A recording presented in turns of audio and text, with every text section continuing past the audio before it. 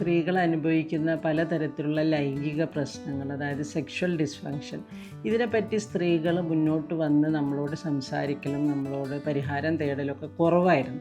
പക്ഷേ ഇപ്പോൾ അവരൊക്കെ അവെയറാണ്, അവർക്കിതിന് പരിഹാരമുണ്ടെന്നറിയാം. അപ്പോൾ നമ്മളോട് വന്നിട്ട് ഇതിൻ്റെ പരിഹാരമൊക്കെ ചോദിക്കലുണ്ട്, ട്രീറ്റ്മെൻറ്റ് ഓപ്ഷൻസൊക്കെ അവർ അന്വേഷിക്കലുണ്ട്. പൊതുജനങ്ങൾക്ക് ഉപകാരപ്പെടുന്ന രീതിയിൽ ഇതിനെപ്പറ്റി ചുരുക്കി ഒന്ന് പറഞ്ഞു തരാമോ? അതെ മാഡം, സെക്ഷൽ ബുദ്ധിമുട്ടുകളായിട്ട് കുറേ സ്ത്രീകൾ ഇപ്പോൾ ഒ പി ഡിയിൽ വരാറുണ്ട്. മെയിനായിട്ട് 3 തരത്തിലാണ് സ്ത്രീകളുടെ സെക്ഷൽ ഡിസ്ഫങ്ഷൻ. ആദ്യത്തേത് താല്പര്യക്കുറവ്, രണ്ടാമത്തേത് ഓർഗാസം അച്ചീവ് ചെയ്യാനുള്ള ബുദ്ധിമുട്ട്, മൂന്നാമത്തേത് പെയിൻ ഡിസോർഡേഴ്സ്.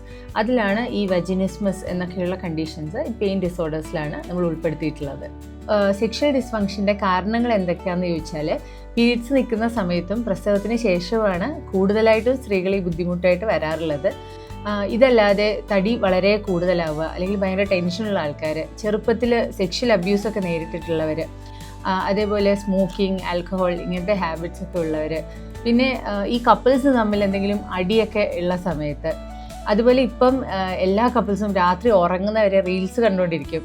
അപ്പോൾ ഇങ്ങനെയുള്ളവരിലും സെക്സിനോടുള്ള ഒരു താല്പര്യം നന്നേ കുറവാവാൻ സാധ്യതയുണ്ട്. ഇതിൻ്റെ ട്രീറ്റ്മെൻറ്റ് ഓപ്ഷൻസ് എന്ന് പറയുന്നത് ഫസ്റ്റ് ലൈൻ തെറാപ്പിയാണ്. കപ്പിൾസ് ഒരുമിച്ചിട്ടും ഒറ്റയ്ക്കും ഉള്ള സൈക്കോസെക്ഷൽ കൗൺസിലിങ്ങും തെറാപ്പി സെഷൻസും ഉണ്ടാവും. അതേപോലെ അപ്ലൈ ചെയ്യുന്ന ഓയിൻമെൻറ്റ്സ്, പിന്നെ ഇഞ്ചെക്ഷൻസ്, നമ്മൾ PRPയുടെ O ഷോട്ട്, G ഷോട്ട് എന്നിങ്ങനെയുള്ള ഇഞ്ചെക്ഷൻസ്, ഹോർമോൺ ടാബ്ലറ്റ്സ്, പിന്നെ ഹോർമോൺ അല്ലാത്ത ടാബ്ലറ്റ്സ്, അതുപോലെ ലേസർ ട്രീറ്റ്മെൻറ്റ്സ്, ഇങ്ങനെ പലതരം ട്രീറ്റ്മെൻറ്റ്സും അവൈലബിൾ ആണ്.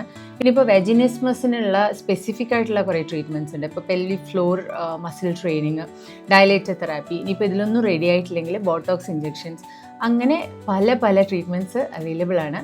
അപ്പോൾ ഇങ്ങനെ എന്തെങ്കിലും ബുദ്ധിമുട്ടുള്ള ആരും ഒരു ട്രീറ്റ്മെൻറ്റിനായിട്ട് മുന്നോട്ട് വരാൻ മടിക്കേണ്ടതില്ല.